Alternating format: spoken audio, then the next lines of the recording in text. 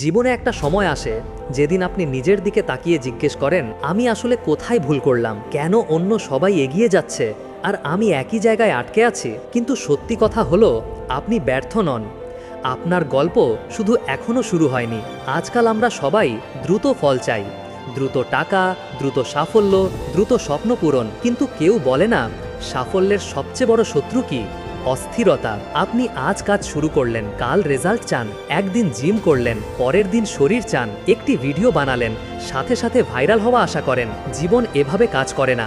যে মানুষদের আপনি সফল মনে করেন তাদের পর্দার পেছনে থাকে বছরের পর বছর সংগ্রাম, প্রত্যাখ্যান, সন্দেহ আর ব্যর্থতা। কিন্তু তারা থামেনি। এইটাই পার্থক্য থাকা আর থেমে যাওয়ার মাঝে। শুনুন, সফল মানুষদের রহস্য একটাই, তারা ফলাফলের চেয়ে অভ্যাসকে বেশি গুরুত্ব দেয়। আপনি যদি প্রতিদিন 1% করে উন্নতি করেন, এক বছরে আপনি 37 গুণ ভালো হয়ে যাবেন।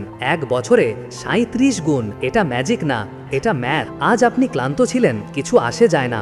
আজ আপনি মন খারাপ ছিলেন, কিছু আসে যায় না। আজ আপনি ব্যর্থ হলেন, কিছু আসে যায় না। শুধু থামবেন না, কারণ প্রতিদিন ছোট ছোট কাজগুলোই একদিন বড় সাফল্যের পাহাড় তৈরি করে। আপনি জানেন সবচেয়ে কঠিন কি? শুরু করা নয়, কন্টিনিউ করা। হাজারবার পড়ে গিয়েও আবার ওঠা, মানুষের কথা সহ্য করা, বাজে কমেন্ট এড়ানো, নিজের পরিবার পর্যন্ত যখন সন্দেহ করে তখনও নিজের স্বপ্নে বিশ্বাস রাখা। কিন্তু এখানেই আসল খেলা। জীবন কখনো সরাসরি না বলে না, ও শুধু পরীক্ষা করে তুমি কি সত্যিই তোমার স্বপ্ন চাও। আর আপনি যদি উত্তর দেন হ্যাঁ, তাহলে জীবন বাধা দেবে, কাঁদাবে, আঘাত করবে, যাচাই করতে আপনি সত্যিই কতটা সিরিয়াস। আর জানেন, বেশিরভাগ মানুষ সাফল্য পাওয়ার 1 মিনিট আগে হাল ছেড়ে দেয়।